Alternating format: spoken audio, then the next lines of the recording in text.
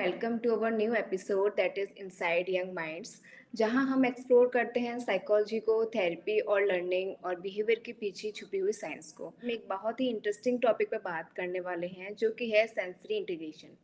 तो नॉर्मली जब हम लर्निंग या बिहेवियर की बात करते हैं या टेंशन, डिसिप्लिन या कंसंट्रेशन पर फोकस करते हैं, लेकिन इन सब चीज़ों के नीचे एक बहुत बेसिक फाउंडेशन होती है। कैसे बच्चे का ब्रेन सेंसरी इन्फॉर्मेशन को प्रोसेस करता है, कैसे वो टच करता है, कैसे वो मूव करता है, सुनता या देखता है। तो ये सब डायरेक्टली कैसे इफ़ेक्ट करता है उसके बिहेवियर को, उसकी लर्निंग को। तो और इस टॉपिक को अच्छे से जानने के लिए आज हमारे साथ हैं डॉक्टर यश देसाई, जो एक ऑक्यूपेशनल थेरेपिस्ट है और सेंसरी इंटीग्रेशन स्पेशलिस्ट हैं। उनके साथ जो काम करते हैं जैसे ऑटिज्म, एडीएचडी और डेवलपमेंटल डिलीज जैसे चैलेंजेस होते हैं। Mister yes, welcome to the show. Can you please introduce to our audience? Myself, Dr. S. Desai. I am an occupational therapist, oral placement specialist, autism specialist, and sensory integration therapist. And along with, I am doing a cognitive behavior therapy.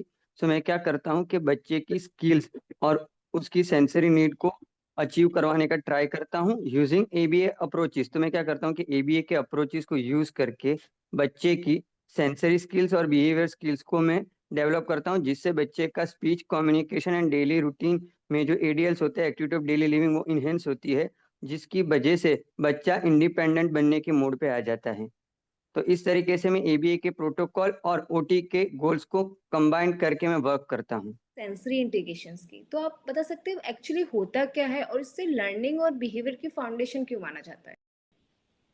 Sensory integration का मतलब होता है कि हमारे body में जो sense होते हैं, जैसे कि ऑडिटरी सुनने के लिए, विजुअल देखने के लिए, टैक्टाइल यानी कि टच को महसूस करने के लिए, प्रोप्रोसेप्शन मतलब कि हमारे मसल और जॉइंट जो प्रेशर प्रोड्यूस करते हैं उसके लिए, वास्टिबुलर यानी कि हम जो मूवमेंट, बैलेंस या कोऑर्डिनेट करते हैं उसके लिए। फिर आता है इंट्रोसेप्शन।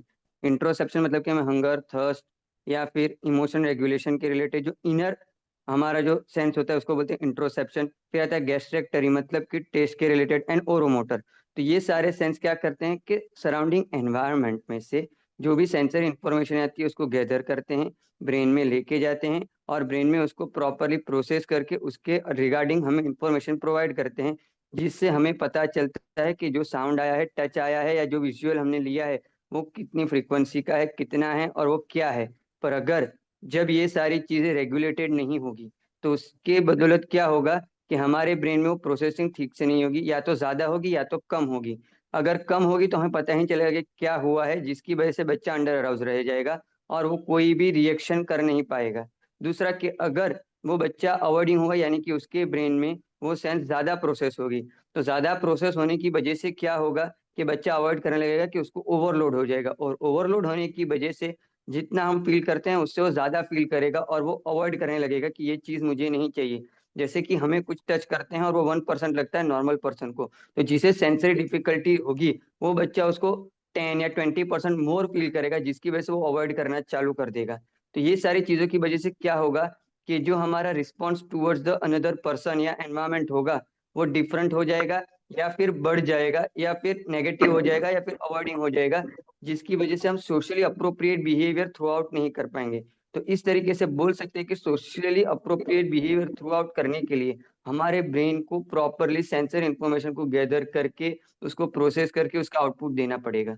जब वो रेगुलेटेड नहीं होगा तो हमारा बिहेवियर भी सोशली अप्रोप्रिएट या रेगुलेटेड नहीं होगा, डिसरेगुलेटेड बिहेवियर होगा, जो सोशली एक्सेप्टेड बिहेवियर नहीं माना जाएगा, जिसकी वजह से हमारी लर्निंग में क्या डिफिकल्टीज होगी कि हम जो देख के और सुन के लर्न करते हैं, बेसिकली एक बच्चा होता है वो विजुअली एंड ऑडिटरी लर्निंग करता है, वो उसका स्टॉप हो जाएगा, और उसका स्टॉप होने की वजह से वो नई नई चीजें सीख रहा है, वो नहीं सीख पाएगा। तो इस तरीके से बिहेवियर एंड लर्निंग पे सेंसरी प्रोसेसिंग अफेक्ट करता है। ऐसे कौन से साइन होते हैं सर, जो अर्ली साइंस होते हैं, साइंस होते हैं जो पेरेंट्स या टीचर्स पहचान सकते हैं बच्चों की सेंसरी प्रोसेस को डिफिकल्टी हो सकती है अगर जैसे? कोई बच्चा अपने ईयर्स को कवर कर रहा है कुकर की सीटी बजने पे या बलून के ब्लास्ट होने पे, अभी दिवाली आ रही है, तो ऐसे दिवाली में हम देख सकते हैं कि अगर जब भी कोई क्रैकर्स ब्लास्ट होता है या कोई भी बॉम्ब या ऐसा कोई भी क्रैकर्स फटता है, तो बच्चा क्या करता है कि पहले तो या तो वो ट्राई करेगा कि आ, सोफे के नीचे छुप जाए या कबाड़ के अंदर चला जाए, या फिर अपने दोनों हाथ लेके ऐसे कान कान को या ईयर्स को कवर कर ले। तो उसको बोलते हैं कि ऑडिटरी डिफेंसिव बच्चा हो सकता है, तो ये एक साइन हो सकता है कि ऑडिटरी डिफेंसिव बच्चे साउंड से डरते हैं। दूसरा, कि अगर कोई बच्चा विजुअल डिफेंसिव है तो वो क्या करेगा कि अगर बहुत सारी लाइट होगी दिवाली, क्रिसमस या ईद पे, तो उसमें वो क्या करेगा कि बहुत सारी लाइटों को या ब्लिकरिंग लाइट्स को देख के वो अपनी आंखें ऐसी छोटी कर लेगा या फिर बहुत बड़ी कर लेगा ऐसी। तो वो भी एक साइन हो सकता है। दूसरा, रिस्पॉन्ड टू नेम, कि अगर हम अपने बच्चे को 5 से 6 बार उसके नाम से बुलाते हैं और रिस्पॉन्ड नहीं करता है, तो हो सकता है कि बच्चे को सेंसरी प्रोसेसिंग डिफिकल्टी हो, जिसकी वजह से उसका रजिस्ट्रेशन पावर कम हो गया हो या रजिस्ट्रेशन प्रोसेस कम हो गई, जिसकी वजह से वो अपने नाम को ही समझने में उसको डिफिकल्टी हो रही हो या उसके ब्रेन में साउंड प्रोसेस एज अप्रोप्रिएटली नहीं हो रहा हो। थर्ड चीज, कि हम ये दे सकते हैं कि कुछ बच्चे होते हैं वो सारे टेक्सचर के कपड़े नहीं पहनते, कुछ सर्टेन टेक्सचर के ही कपड़े प्रीफर करते हैं या फिर सर्टेन टेक्सचर के कपड़े को अवॉइड करते हैं। तो ये टेक्टाइल डिफेंसिविटी का एक साइन हो गया कि उसके हम जान सकते हैं कि बच्चे को टेक्टाइल डिफेंसिविटी हो सकती है। And last and final thing is, जो बहुत सारे बच्चों में मेजर इश्यूज होता है ओरोमोटर के रिलेटेड, कि वो लिमिटेड फूड खाते हैं या पीकी ईटर्स होते हैं। तो वो सारे बच्चों को भी सेंसरी इश्यूज हो सकता है। या फिर कुछ बच्चे ऐसे होते हैं जिनको पीका बिहेवियर होता है। पीका बिहेवियर का मतलब है कि जो बच्चे होते हैं वो नॉन एडिबल चीजों को मुंह में डाल के खाना चालू करते हैं। जैसे लिखते लिखते पेंसिल चबाना स्टार्ट कर देंगे, या रब करते करते रबर खा जाएंगे, या इरेजर खा जाएंगे, या फिर नीचे पड़ी हुई मट्टी मुंह में डाल देंगे या पत्थर मुंह में डाल देंगे। तो वो सारी चीजों को बोलते हैं हम पीका बिहेवियर, के इनएडिबल चीजों को खाने का बिहेवियर, उसको बोलते हैं पीका बिहेवियर। तो ये सारी चीजें अगर बच्चे में दिख रही है, जैसे ईयर कवर करना, कपड़ों को अच्छे से ना पहनना या पहने हुए कपड़ों को बार बार निकाल देना, या बार बार कपड़ों को एडजस्ट करते रहना, या खाने में फिर रिस्ट्रिक्ट हो जाना, या फिर बार बार हिलते रहना, या माइल्ड हाइपर एक्टिविटी के बैठने की कैपेसिटी कम रहे हो, तो ये सारी चीजें अर्ली साइन के रूप में हम देख सकते हैं कि इसको हम बोल सकते हैं कि हाँ, इतने इतने प्रॉब्लम है, तो शायद बच्चे को सेंसरी प्रोसेसिंग डिफिकल्टीज हो सकती है। पर ये सारी चीजों को डिफाइन करने के लिए प्रॉपर बच्चे का एज अप्रोप्रिएट असेसमेंट करवाना पड़ता है, जिससे पता चलता है कि ये बिहेवियर्स है, लर्निंग डिफिकल्टीज है, या फिर बच्चे का सेंसरी प्रोसेसिंग सिस्टम इरेगुलेटेड है। Yes sir. सर ऐसा कोई एग्जांपल आप शेयर कर सकते हैं जहाँ पर जैसे सेंसरी इंटीग्रेशन इम्प्रूव होने के बाद भी बच्चे के क्लासरूम परफॉर्मेंस या बिहेवियर में विजिबल चेंज आया हो? हाँ, एक बच्चा था जो यस। पहले क्लासरूम में बहुत रनिंग करता रहता था और दौड़ता रहता था, और क्लास में बैठता ही नहीं था। तो उसकी स्कूल के टीचर्स ने कंप्लेन की उसके पेरेंट्स को यस। कि अभी ये बच्चा बहुत रनिंग कर रहा है तो हम उसको स्कूल में पढ़ा नहीं पाएंगे। तो पहले आप उसकी थेरापी करवाइए, और थेरापी करवाने के बाद फिर हम उसका सीटिंग जब बढ़ जाएगा तब हम उसको स्कूल में वापस री एनरोल कर लेंगे। तो बच्चा मेरे पास आया, मैंने उसका डिटेल सेंसरी प्रोफाइल असेसमेंट किया एज अप्रोप्रिएट, जिससे मुझे ये पता चला कि बच्चे का सेंसरी प्रोफाइल जो है वो एज अप्रोप्रिएट नहीं है और बॉर्डर लाइन उसको सेंसरी प्रोसेसिंग डिसऑर्डर है। तो मैंने क्या किया, उसकी सेंसरी इंटीग्रेशन थेरापी चालू कर दी। वो बच्चा टेक्टाइल डिफेंसिव था, तो मैंने उसके व्हील बार्जर अप्रोच को यूज करके उसकी सेंसर डिफेंसिविटी थोड़ी कम की। फिर उसको स्विंग थेरापी देके उसकी वास्टिबुलर डिफेंसिविटी कम की, और विजुअल स्टिमुलेशन देके उसका eye contact and oculomotor training देके उसका focus and I hand coordination को इम्प्रूव किया। और ये सारी चीजें इम्प्रूव करने के बाद धीरे धीरे धीरे बच्चे का सीटिंग आ गया।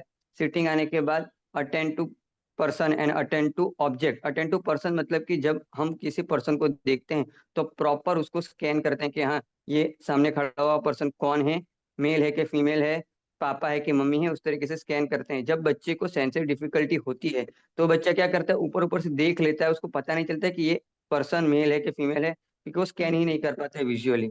तो वो उसका इम्प्रूव हुआ। फिर ऑडिटरी स्कैनिंग उसका इम्प्रूव हुआ ऑडिटरी इंटीग्रेशन से। ऑडिटरी स्कैनिंग का मतलब है कि अगर कोई वर्ड है, जैसे कि किसी ने बोला एप्पल, तो एप्पल उसके ब्रेन में जाके एप्पल की इमेज के साथ वो एप्पल वर्ड मैच होता है, जिससे कि हमें पता चलता है कि हाँ, ये चीज को हम एप्पल बोल सकते हैं। तो उसको बोलते हैं ऑडिटर एंड विजुअल कनेक्शन और ऑडिटरी स्कैनिंग। तो ये दोनों चीजें उसकी इंप्रूव हुई, जिसकी वजह से वो क्लासरूम में बैठ के थोड़ा सा अटेंशन दे के जो ब्लैक बोर्ड पर टीचर लिख रही थी या जो टीचर इंस्ट्रक्शन या कमांड दे रही थी, वो उसने 10 to 20% करना स्टार्ट किया। और 2 घंटे की स्कूल में वो 1 घंटा 45 मिनट्स बैठना उठने स्टार्ट किया, और धीरे धीरे करके टीचर्स और थेरापिस्ट के कंबाइंड एफर्ट से उसने 1 घंटा बैठना चालू किया है अभी। Vestibular auditory and visual and oculomotor training का यूज करके मैंने उसका सिटिंग फोकस एंड अटेंशन को इम्प्रूव किया, जिससे क्लासरूम में उसका सिटिंग अटेंशन एंड बिहेवियर थोड़ा सा चेंज हुआ, और उसका सिटिंग 0 सेकंड से इम्प्रूव होके 45 1 आवर तक चला गया, 45 मिनट टू 1 आवर तक। सेंसरी इंटीग्रेशन होता है जैसे रीडिंग, राइटिंग या सोशल इंटरेक्शन जैसे डेली स्किल्स पर कैसे इम्पैक्ट करता है? डेली स्किल में हम जो भी चीजें करते हैं वो सारी चीजों में हमें क्या लगता है, सेंसरी इंफॉर्मेशन लगती है, या फिर बायलेटरल कोऑर्डिनेशन, या फिर मोटर मूवमेंट या मोटर प्लानिंग लगती है। जैसे कि अगर एक एग्जांपल ले लो कि मैं सुबह उठ के ब्रशिंग करता हूँ, तो ब्रशिंग करने के लिए मुझे पहले विजुअली अवेयर होना पड़ेगा कि कौन सी जगह है, वहां पे कौन सी चीजें हैं जिसको मैं बाथरूम बोल सकता हूँ, और बाथरूम में भी कौन सा एरिया है जिसको मैं बेसिन बोल सकता हूँ। तो वो उसको बोलते हैं विजुअल मैचिंग, कि ये सारी चीजें पड़ी हैं तो उसको मैं अपनी विजुअल इन्फॉर्मेशन के साथ मैच करूंगा, जिससे मुझे पता चलेगा कि हाँ ये बाथरूम है, और बाथरूम में भी ये एरिया में सारी चीजें पड़ी, तो उसको मैं बेसिन बोलूंगा, और यहाँ पे मैं ब्रश कर सकता हूँ।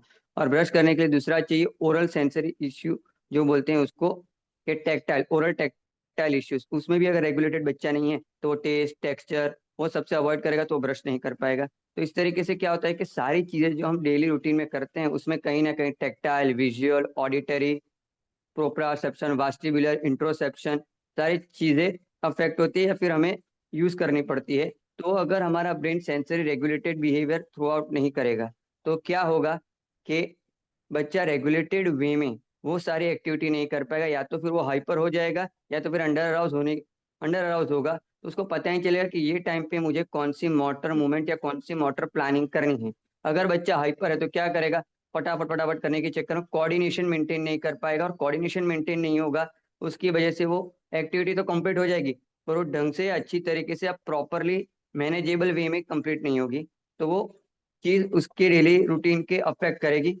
दूसरी चीज के बच्चा अगर अंडर हाउस होगा तो उसको पता ही नहीं चलेगा कि मोटर प्लानिंग कैसे करनी है। तो मोटर प्लानिंग कैसे करनी है वो जब तक उसको पता नहीं चलेगा, तो उससे क्या होगा कि बच्चा एक्टिविटी स्टार्ट ही नहीं कर पाएगा, या एक्टिविटी में करने के लिए जो मोटर मूवमेंट यूज करनी है वो नहीं कर पाएगा। फॉर एन एग्जाम्पल, अगर हमें स्पून से सब्जी खानी है तो हमें क्या करना पड़ेगा, हैंड्स को या शोल्डर को मूव करके हमें स्पून में खाना भरना पड़ेगा, और फिर वो वेटेड स्पून को प्रोप्रोसेप्शन सेंस को यूज करके होल्ड करना पड़ेगा, फाइन मोटर को यूज करके उसको मुंह तक लाना पड़ेगा, और फिर ओरो मोटर स्किल को यूज करके हमें वो खाना निगलना पड़ेगा। अगर बच्चा हाइपर एक्टिव है तो वो फुल स्पीड में काम करने जाएगा तो उसमें खाना गिर सकता है, या फिर इरेगुलेटेड होने की वजह से अगर उसको ओरल सेंसर इश्यूज है तो वो खाना थूक देगा या वॉमिटिंग कर देगा। और अगर बच्चा अंडर अराउज है तो उसको पता ही नहीं चलेगा कि ये खाना उठाने के लिए मुझे कितना प्रेशर यूज करना है, या शोल्डर को मूव करना है, या एल्बो को मूव करना है, या रिस्ट को मूव करना है, तो उसकी वजह से वो मोटर प्लानिंग नहीं कर पाएगा। तो वो रैंडम रैंडम मूवमेंट्स करेगा, या शायद कोई मूवमेंट नहीं करेगा, जिससे उसकी वो एक्टिविटी कंप्लीट ही नहीं होगी, और डिपेंडेंट हो जाएगा सारी एक्टिविटीज के लिए पेरेंट्स पे या केयर गिवर्स पे। तो इस तरीके से sensory processing and sensory motor planning हमारे डेली रूटीन की सारी एक्टिविटीज में यूज होती है, जिसकी मदद से हम डेली रूटीन की सारी चीजें करते हैं। लोगों के बीच में काफ़ी ज़्यादा कॉमन मिथ या मिसकंसेप्शंस हैं सेंसरी इंटीग्रेशन को लेके। तो क्या आप अपने हमारे ऑडियंस को बता सकते हैं कौन से मिथ्स या मिसकंसेप्शन हैं? बहुत सारे मिसकंसेप्शन ये है कि मेरा बच्चा हाइपर एक्टिव है तो उसको सेंसरी इश्यूज ही होंगे। जरूरी नहीं है कि हाइपर एक्टिविटी के पीछे सेंसरी इश्यूज हों। हाँ, 80% केस में सेंसरी इश्यूज के पीछे, सेंसरी इश्यूज की वजह से बच्चे में हाइपर एक्टिविटी होती है। पर जरूरी नहीं है कि every hyper activity sensory issues की वजह से ही हो, पर सेंसरी इश्यूज की वजह से हाइपर एक्टिविटी हो सकती है। हर हाइपर एक्टिविटी का मीनिंग सेंसर इश्यूज नहीं होता है। तो ये जरूरी नहीं है कि बच्चा हाइपर एक्टिव है तो उसको सेंसरी थेरापी ही देनी पड़ेगी, कुछ और रीजंस भी हो सकते हैं। और दूसरा मिसकंसेप्शन ये है कि बच्चा अगर हाइपर एक्टिव है और सेंसर इश्यूज भी हैं तो थेरापी करवाने से उसकी 100% हाइपर एक्टिविटी कम हो जाएगी। थेरापी का गोल होता है बच्चे की हाइपर एक्टिविटी कम करना, ना कि उसकी हाइपर एक्टिविटी को स्टॉप करना। तो क्या होगा कि थेरापी स्टार्ट करने से बच्चे की हाइपर एक्टिविटी कम होगी, पहले जितनी थी उससे कम हो जाएगी, पर ये नहीं होगा कि बच्चा हाइपर एक्टिव है या उसका सिटिंग टॉलरेंस 0 है तो 100% सिटिंग टॉलरेंस डेवलप हो जाएगा। ये नहीं होगा। एंड थर्ड मिसकंसेप्शन इज कि मेरा बेटा अंडर अराउज है या मेरा बच्चा अंडर अराउज है, तो अंडर अराउज बच्चों के लिए सेंसरी थेरापी नहीं होती, उसके लिए कोई और थेरापी होती है। तो उसमें क्या होता है कि सेंसरी थेरापी का रोल है बच्चे के अराउजल को मेंटेन करना, तो वो अंडर अराउज बच्चों में भी यूज हो सकती है और हाइपर अराउज बच्चों में भी हो सकती है। हाइपर अराउज बच्चे हाइपर एक्टिव होंगे और अंडर अराउज बच्चे अपने खुद के वर्ल्ड में खोए खोए रहेंगे या फिर डे ड्रीमिंग करेंगे। तो ये दोनों मिथ्स हैं। और थर्ड मिथ है कि बच्चे को अगर सेंसरी क्रेविंग बिहेवियर है यानी कि सेंसरी सीकिंग, तो बच्चे को जो सेंसरी बिहेवियर में सीख कर रहा है, जैसे कि अगर कोई बच्चा है वो ऑडिटरी सीकर है तो उसको वो सारे ऑडिटरी साउंड दे दो जिसकी वजह से बच्चा सीकिंग बिहेवियर दिखा रहा है, तो वो रेगुलेट हो जाएगा। तो हर बार जरूरी नहीं है कि बच्चे को सीकिंग बिहेवियर वाले बच्चे को सीकिंग प्रोटोकॉल की सारी चीजें दे दे तो रेगुलेट हो जाएगा। ये भी हो सकता है कि कभी कभी आप बच्चों को सीकिंग वाले एरिया की चीजें ज्यादा दे दो तो वो बच्चे ज्यादा सीकर बन जाते हैं। जैसे कि अगर एक बच्चा है जिसको ऑडिटरी सीकिंग में बहुत लाइकिंग है और उसको साउंड सुनना बहुत पसंद है, तो अगर आपने उसको डे बाय डे साउंड देते रहे कि वो रेगुलेट हो रहा है, रेगुलेट हो रहा है, तो जब तक साउंड दोगे तब तक वो रेगुलेट रहेगा। पर जैसे ही आपने साउंड उसके एनवायरनमेंट में से निकाल दिया, वो डबल हाइपर हो जाएगा क्योंकि उसका रेगुलेशन अब डिपेंडेंट हो गया है वो ऑडिटरी स्टिमुलेशन पे। तो इसी तरीके से ये भी एक मिथ है कि सीकिंग बच्चों को उसकी नीड फुलफिल कर दो तो वो काम डाउन हो जाते हैं, तो ये भी एक मिथ है। तो इस तरीके से ये तीन मेजर मिथ हैं, और मेजर मिथ को हमें बस्ट करना पड़ेगा कि हाइपर एक्टिविटी हमेशा रिलेटेड नहीं होती है सेंसरी के साथ। अंडर अराउज बच्चे को भी सेंसरी की नीड हो सकती है, और सीकिंग जो हाइपर एक्टिव बच्चे होते हैं उनको उनकी नीड के हिसाब से एवरी टाइम प्रोवाइड कर देने से सेंसरी इनपुट बेनिफिट नहीं होगा। Yes sir. सर ऐसी कुछ सिंपल सेंसरी फ्रेंडली एक्टिविटीज बता सकते हैं जो घर या क्लासरूम दोनों जगह जा सकती है? एक चीज हम ये कर सकते हैं कि अगर बच्चा टेक्टाइल डिफेंसिव है तो हमें क्या करना चाहिए कि बच्चे के एनवायरनमेंट में से या वो जितनी भी डेली चीजें यूज कर रहा है वो सारी चीजों में से मोस्टली टेक्सचर्ड वाली चीजें कम कर दो, या फिर वो सारी टेक्सचर वाली चीजें अवॉइड कर दो। हम्म। या फिर अगर बच्चा ऑडिटरी डिफेंसिव है तो ऑडिटरी डिफेंसिव को कवर करने के लिए हम क्या कर सकते हैं कि बच्चा अगर कोई ऐसी जगह पे जा रहा है जहाँ पे बहुत सारा साउंड आने वाला है या ग्रुप एक्टिविटी होने वाली है, तो या तो पहले ही बच्चे को प्रिपेयर कर दे कि इतने इतना साउंड आने वाला है, या फिर एक चीज आती है नॉइस कैंसलेशन हेडफोन या ईयरफोन, वो बच्चे को पहना के बेच सकते हैं। या फिर उसमें ही हम बच्चे का फेवरेट सॉन्ग या म्यूजिक या sensory calm down white noise जैसा कोई भी सॉन्ग चालू करके बच्चे को हम भेज सकते हैं। एंड थर्ड थिंग कि अगर बच्चा को प्रोप्रासेप्शन यानी कि प्रेशर रिलेटेड इश्यूज हैं तो हमें क्या करना चाहिए कि बच्चे को जो भी एक्टिविटीज दे रहे हैं वो पहले से प्रिपेयर करके उसको इक्वली वेट बैलेंस करके देनी चाहिए। प्रोप्रासेप्शन का मतलब है कि बच्चे को प्रॉब्लम है वेट कैरी करने से या फिर वेट के रिलेटेड या ऐसी एक्टिविटी करने से जिसमें वेट या फिर मसल पावर यूज होता हो। तो हमें क्या करना पड़ेगा कि बच्चे को डिवाइड कर देनी पड़ेगी सारी एक्टिविटीज को मिनिमम पार्ट्स में, और मिनिमम पार्ट में डिवाइड करने के बाद हम बच्चे को वो समझाएंगे कि ये एरिया में इतना प्रेशर लगाना है, ये एरिया में इतना प्रेशर लगाना है और ये एरिया में इतना प्रेशर लगाना है। तब जाके उसकी एक्टिविटी रेगुलेट हो पाएगी और वो प्रॉपर चैनलाइज वे में सारी एक्टिविटी कर पाएगा। थेरेपिस्ट और टीचर्स या पेरेंट्स के बीच कोलैबोरेशन हो सकता है फॉर बेटर आउटकम्स? अगर हाँ तो कैसे? अगर थेरापिस्ट टीचर्स हम्म। और पेरेंट्स के बीच में अगर कोऑर्डिनेटेड वे में अगर प्लानिंग करके वर्क किया जाए बच्चे के साथ, तो उससे क्या होगा कि बच्चे का जो एक आउटपुट है वो सारी जगह पे हम्म। सेम रिलीज होगा या फिर सेम होगा। जैसे कि अगर बच्चा कोई चीज थेरापी रूम में कर रहा है, वही चीज मॉडिफाई वे में घर में करवाई जाए और वही चीज मॉडिफाई करके क्लासरूम एनवायरनमेंट में करवाई जाए, तो बच्चे को क्या होगा कि पता चल जाए कि जनरलाइज वे में ये सारे सेंस को मुझे कैसे यूज करना है, या फिर मैं अपने आप को रेगुलेट करने के लिए जनरलाइज वे में सारी मेथड को कैसे यूज कर सकता हूँ। बेसिकली जो ऑटिस्टिक या सेंसरी प्रोसेसिंग वाले बच्चे होते हैं उनको मेजर प्रॉब्लम होता है ट्रांजिशन का। ट्रांजिशन मतलब कि चेंजेस होने पे जो प्रॉब्लम होती है उसको कि वो चेंज एक्सेप्ट नहीं कर पाते हैं। तो वो बच्चों में क्या होगा कि अगर for an example therapy room को हम बोलते हैं ए एनवायरनमेंट और हम बोलते हैं क्लासरूम को बी एनवायरनमेंट, तो अगर ए एनवायरनमेंट में कोई चीजें कर रहे हैं तो बी एनवायरनमेंट में वो सेम तरीके से उसको कर पाएंगे उसकी कोई गारंटी नहीं होती। उनको वो एनवायरनमेंट में एक्टिविटी सिखानी पड़ती है उनके तरीके से, क्योंकि person to person, environment to environment, ये बच्चों की रिस्पॉन्स करने की कैपेसिटी या रिस्पॉन्स करने का रिफ्लेक्स चेंज हो जाता है। तो क्या होता है कि अगर therapist teacher and parents coordinated way में वर्क करेंगे तो क्या होगा कि थेरापी रूम में जो सीखेंगे उसका प्रैक्टिकली वो लोग अप्लाई कर पाएंगे हाउस में या घर पे, और फिर उसी तरीके से वो प्रैक्टिकल चीज को यूज करेंगे क्लासरूम में टीचर की हेल्प से। तो क्या होगा कि घर में और क्लासरूम में जो बैरियर्स आ रहे हैं वो बैरियर का डिस्कशन थेरापिस्ट के साथ हो जाएगा। तो बैरियर्स को थेरापिस्ट मॉडिफाई करके कैसे निकालना है या बैरियर्स को कैसे हटाना है वो थेरापिस्ट टीचर और पेरेंट्स को बता देगा। तो उससे क्या होगा कि बच्चा जो एक्टिविटी थेरापी रूम में कर रहा है वही सेम तरीके से घर में और क्लास में करना स्टार्ट कर देगा। नहीं तो क्या होगा कि पेरेंट्स या टीचर्स की कंप्लेंट रहेगी, सर आपके साथ तो बच्चा कर रहा है कर रहा है कर रहा है, हमारे साथ तो कभी कर नहीं रहा है।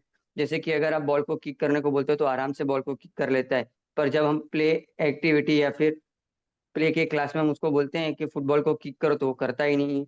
तो उसी तरीके से क्या होगा कि अगर हम टेक्निक सिखा देंगे कि मैं बच्चे को इस तरीके से इंस्ट्रक्शन देता हूँ, या इस तरीके से बच्चे को मोटर प्लानिंग करने के लिए मैं मोटिवेट करता हूँ, या फिर इस तरीके से प्रॉम्प्ट देता हूँ, तो वो सारी चीजें टीचर सीख लेंगे या पेरेंट्स सीख लेंगे। तो क्या होगा कि उससे ये हो जाएगा कि वो लोग भी उसी तरीके से बच्चे को हैंडल करेंगे, तो बच्चा क्लासरूम में भी और घर में भी वो एक्टिविटी करना स्टार्ट कर देगा। जैसे अगर हम बात करें जैसे पेरेंट्स के लिए कोई एक सिंपल से स्टेप जो हम इस वीक ट्राई कर सकते हैं जो उसको सेंसरी नीड्स को सपोर्ट करने के लिए। सेंसरी नीड को सपोर्ट करने के लिए पेरेंट्स को तो पहले ये देखना पड़ेगा कि मेजर हमारे चार सेंस होते हैं: ऑडिटरी, हम्म। विजुअल, टेक्टाइल यानी कि टच, और हम्म। थर्ड इज इंट्रोसेप्शन या फिर इनर इनर सेंस। तो हमें ये देखना है पहले कि पेरेंट्स को ये देखना पड़ेगा कि टेक्टाइल टच में उसको कौन से टेक्सचर पसंद है, कौन से टेक्सचर नहीं पसंद है, उसका लिस्ट बनाना पड़ेगा।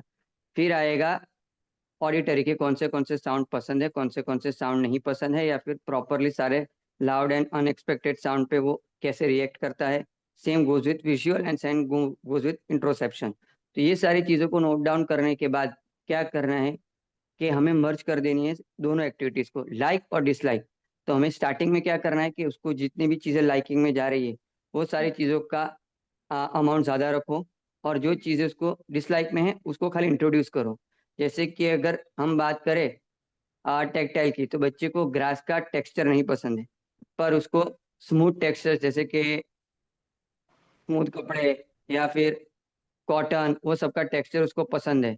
तो हम क्या कर सकते हैं कि हम ये करेंगे कि बच्चे को एक पाथवे बना सकते हैं, और वो पाथवे में क्या करेंगे कि ज़्यादातर हम रखेंगे स्मूथ टेक्सचर, और बीच में थोड़ा सा 1% या 2% जितना हम ग्रास रख देंगे।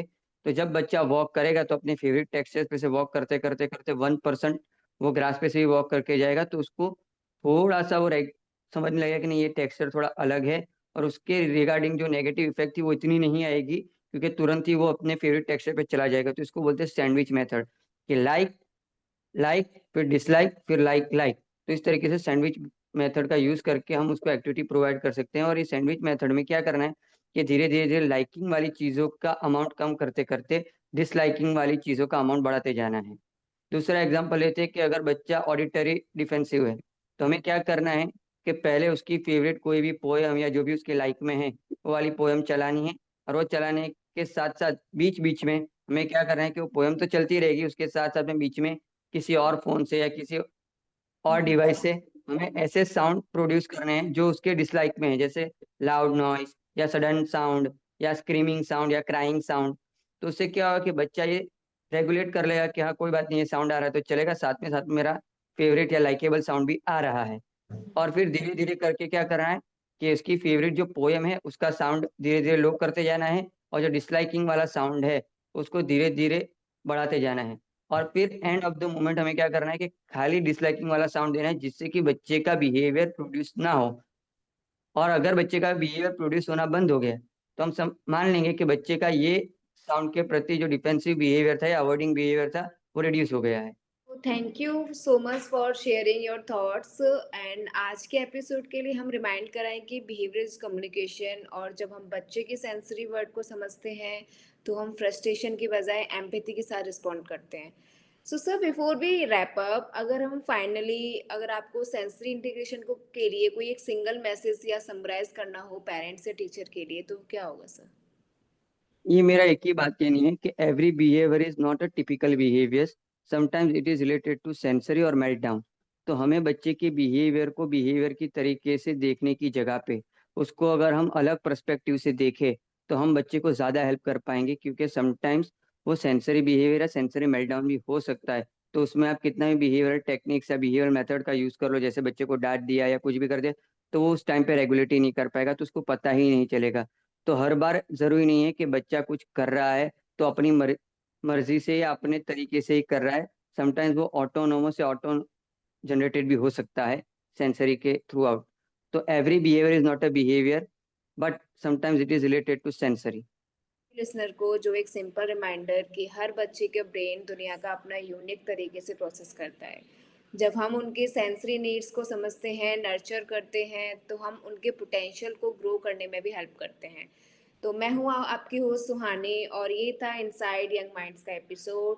एंड नेक्स्ट एपिसोड में हम मिलते हैं जहाँ हम एक्सप्लोर करेंगे oral placement therapy more than just speech. तब तक के लिए keep learning, keep growing, keep understanding, क्योंकि learning never ends. Thank you so much.